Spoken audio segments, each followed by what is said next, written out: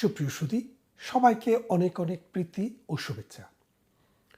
আপনারা সবাই দেখছেন এবং বুঝছেন এবং জানছেন যে বাংলাদেশে আর্মির সাথে সরকারের এবং বিচার বিভাগের একটি টেনশন চলছে। এই টেনশনটির মূল কারণ হচ্ছে বিচার বিভাগে, বিশেষ করে বাংলাদেশ সুপ্রিম কোর্টের অধীনে হাইকোর্ট লেভেলে একটি আদালত চলছে, যেটিকে আন্তর্জাতিক অপরাধ আদালত নামে অভিহিত। এই আদালতটি মূলত গঠিত হয়েছিল 1971 সালে মহান মুক্তিযুদ্ধের সময়ে। রাজাকার, আল বদর, আল শামস, নেজামে ইসলাম, মুসলিম লীগ এবং জামাতে ইসলামী তারা প্যারামিলিটারি গঠন করে পাকিস্তানি সামরিক বাহিনীকে সহযোগিতা করেছে, বাংলাদেশের স্বাধীনতার বিরোধিতা করেছে এবং 9 মাসের যুদ্ধে 30 লক্ষ মানুষ, 2.5 লক্ষ নারীকে ধর্ষণ, 30 লক্ষ মানুষকে হত্যা, লক্ষ লক্ষ ঘরবাড়ি পুড়ে ছারখার, অসংখ্য হিন্দুকে মুসলিমে রূপান্তরিত এবং হিন্দু পরিবারগুলোকে নিঃশেষ করে ফেলেছিল।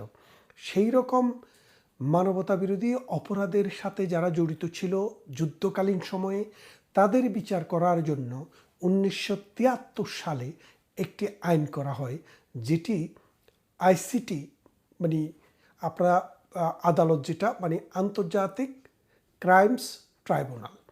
সেই ক্রাইমস ট্রাইব্যুনালস অ্যাক্টটি 1973 সালে করা হয়। মূল কারণ কি? মূল কারণটি ছিল যে বাংলাদেশে 1971-এর যুদ্ধে যারা গণহত্যা, ধর্ষণ, লুণ্ঠন, ধর্মান্তর, রাষ্ট্র থেকে বিতাড়ন এবং গণহত্যার সাথে জড়িত ছিল, তাদের বিচার করা। এবং আওয়ামী লীগ সরকারের সময়ে সেটি ধারাবাহিকভাবে চলছিল। আওয়ামী লীগের সময়ে যখন স্বীকৃত যুদ্ধ অপরাধীদের, মানবতা বিরোধী অপরাধীদের, গণহত্যাকারীদের বিচার যখন বাংলাদেশে চলছিল, তখন যারা সরাসরি এই যুদ্ধ অপরাধীর পক্ষে দাঁড়িয়েছিল, তারা এখন বাংলাদেশে মুক্তিযুদ্ধের সপক্ষে শক্তি, যারা মুক্তিযুদ্ধকে সাহায্য করেছে, জয়েন করেছে এবং আমাদের আর্মির কিছু ফোর্স তাদের বিরুদ্ধে এই যুদ্ধ অপরাধীদের বিচার শুরু করেছে। এই বিচারটি মূলত 71-এর প্রতিশোধ নেওয়ার জন্য করছে।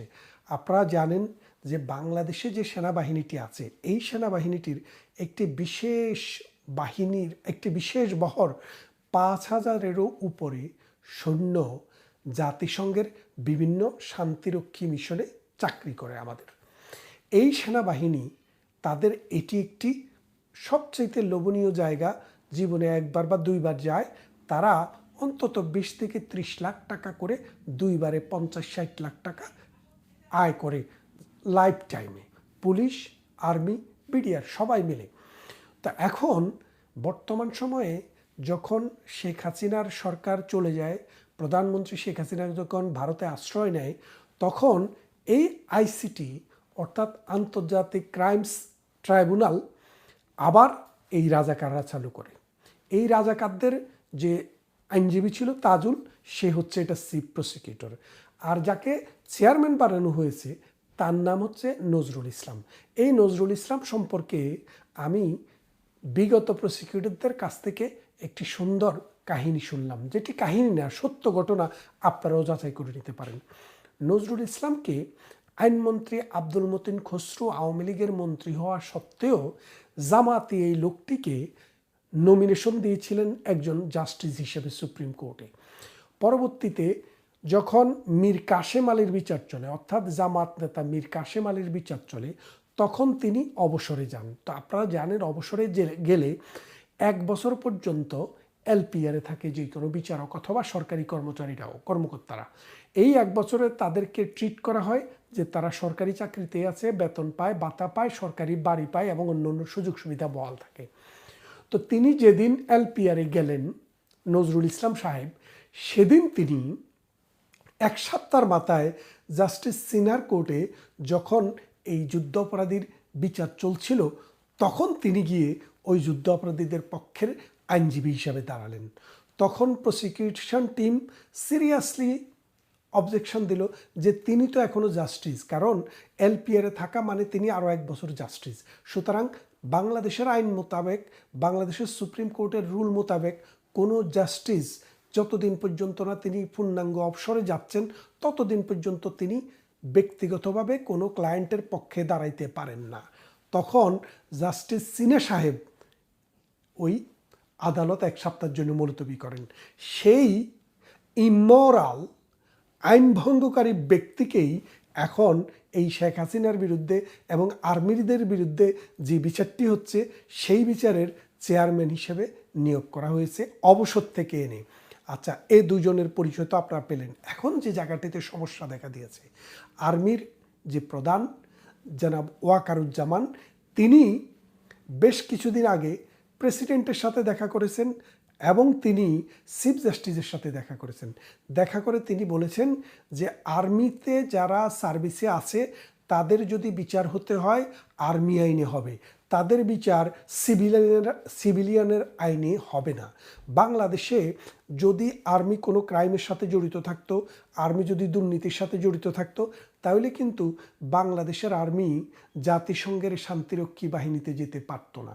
জাতিসংঘের শান্তিরক্ষী বাহিনীতে যাওয়ার পূর্ব শর্ত হচ্ছে যে যেই দেশের আর্মি সরাসরি রাজনীতিতে হস্তক্ষেপ করে, যেই দেশের আর্মি সরাসরি রাজনীতিকে ডিকটেট করে, যেই দেশের আর্মি গণহত্যা করে, মানবতাবিরোধী অপরাধ করে এবং জননির্যাতনের সাথে জড়িত থাকে, তাদেরকে জাতিসংঘ কখনো শান্তিরক্ষী বাহিনী নিতে নেয় না।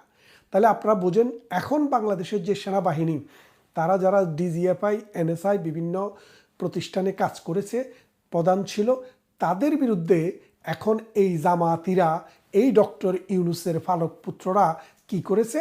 গণহত্যার অভিযোগ আনছে। গণহত্যা না, মানবতা বিরোধী অপরাধের অভিযোগ এনেছে।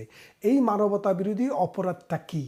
মানবতা বিরোধী অপরাধ হচ্ছে এমন কোনো অপরাধ যেই অপরাধটি কোনো একটি বিশেষ গোষ্ঠীর বিরুদ্ধে সংঘবদ্ধভাবে রাষ্ট্র সিস্টেমেটিক্যালি তাদেরকে নিঃশেষ করার চেষ্টা করে। এখন বাংলাদেশে দেখেন, ছাত্ররা কোনো বিশেষ গোষ্ঠী না, বিশেষ শ্রেণী না। ছাত্র শুধু বিএনপির নাই, জামাতের নাই, আওয়ামী লীগ, জাতীয় পার্টি, জামাত, যেই কোনো দল, সকল ঘরে ঘরে ছাত্র। এরা কোনো বিশেষ শ্রেণীভুক্ত না, এদেরকে হত্যা করার কোনো চেষ্টা করা হয়নি। শুধুমাত্র রাষ্ট্র যখন আক্রান্ত হয়েছে তখন তাদেরকে বাঁচানোর জন্য অনেক জায়গায় গুলি হয়েছে।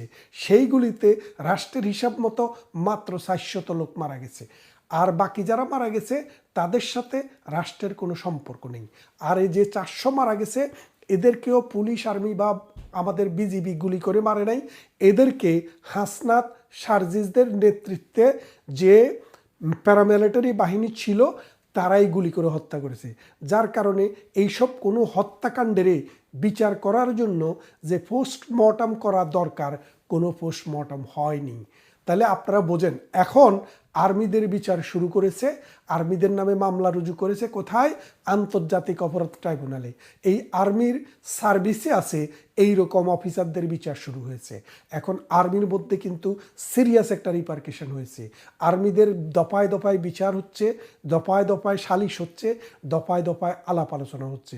আর্মিদের কাছ থেকে, ক্যান্টনমেন্টের কাছ থেকে আমরা যেই সব সোর্স থেকে খবর পেতে চেষ্টা করেছি, এটা খুবই দুরূহ ব্যাপার।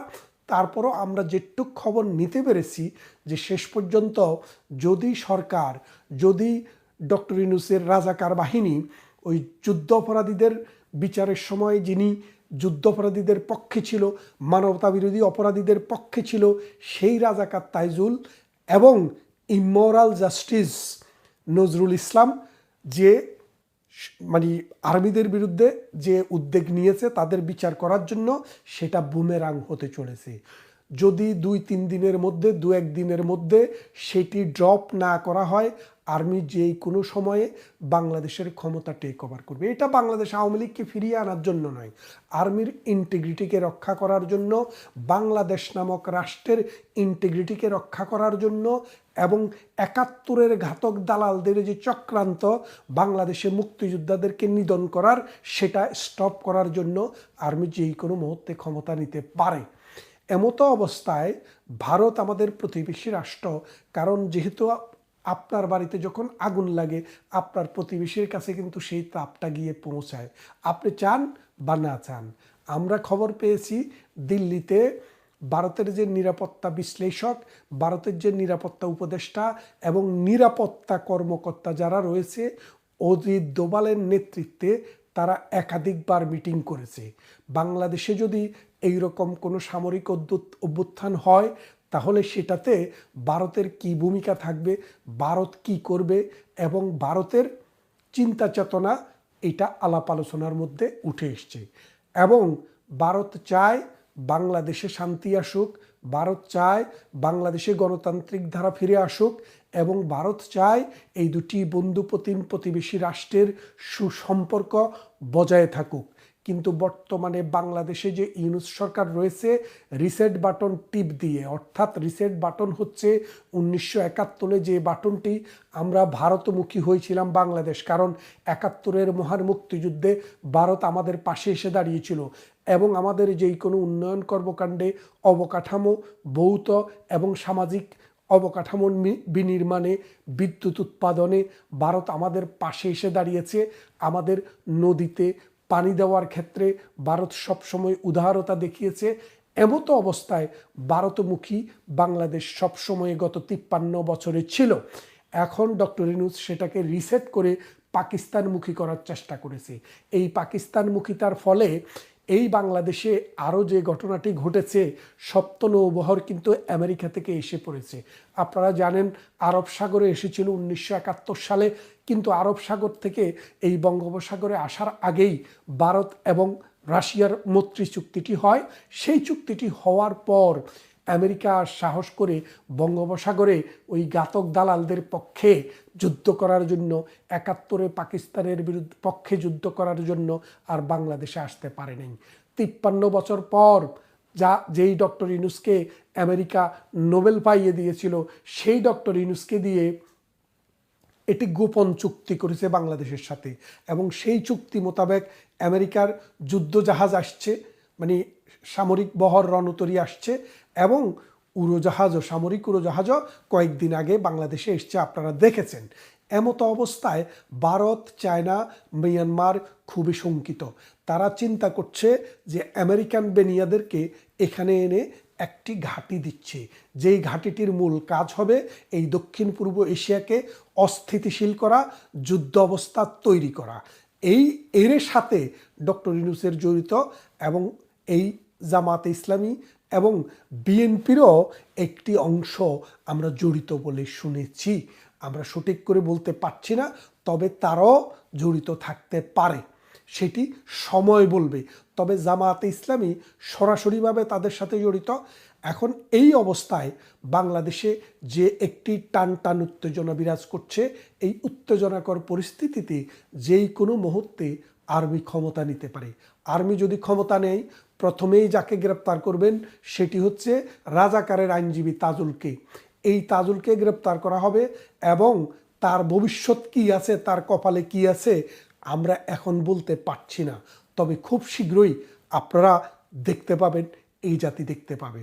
কারণ বাংলাদেশের সেনাবাহিনীর কোনো ডিসপিউট গত 30 বছর 40 বছরের ভিতরেও নেই। অর্থাৎ এরশাদ 30 বছর বলবো আমি, এরশাদের সরকার যখন সেনাবাহিনী সরকার সর্বশেষ জিয়াউর রহমান এবং এরশাদের পর বাংলাদেশে 2006 সালে 7 সালে একবার সেনা শাসক, তারা কিন্তু ডাইরেক্ট ক্ষমতায় আসেনি, তারা পরোক্ষভাবে সিভিল অ্যাডমিনিস্ট্রেশনকে সহযোগিতা করেছে, এখনও কিন্তু করছে। কিন্তু এবার যেটি হবে, সেনাবাহিনী তাদের পছন্দ মতো সিভিলিয়ান দিয়ে রাষ্ট্র পরিচালনা করবে এবং একটি সুষ্ঠু ভোটের জন্য ব্যবস্থা করবে। আর এই লক্ষ্যেই সেনাবাহিনী যেই কোনো সময়ে ক্ষমতা নিয়ে যেতে পারে। আর ভারতও এই বিষয়টিকে গভীরভাবে দেখছে। ভারতের প্রস্তুতি রয়েছে, যদি বাংলাদেশের সীমান্তে ভারত কোনো রকমের সমস্যা আসে, সেটাকে মোকাবেলা করার জন্য শিলিগুড়ি, আসাম, ত্রিপুরা, মিজোরাম এইসব অঞ্চলে ভারত অলরেডি তাদের ব্যবস্থা এবং সৈন্য সমাবেশ করে রেখেছে, যাতে করে যেই কোনো খারাপ অবস্থা মোকাবেলা করা যায়। আসুন, বাংলাদেশের যারা নাগরিক, বাংলাদেশকে যারা ভালোবাসুন, বাংলাদেশে যেন কোনো এনার্কি নেমে না আসে, বাংলাদেশে যেন কোনো ব্লাডশেড না হয়, বাংলাদেশের বিচার আমরা সবাই চাই, কিন্তু সেটা হতে হবে আইনের মাধ্যমে বিচার, ওই রাজাকারেরা মুক্তিযোদ্ধার বিচার করবে, সেই বিচার নয়।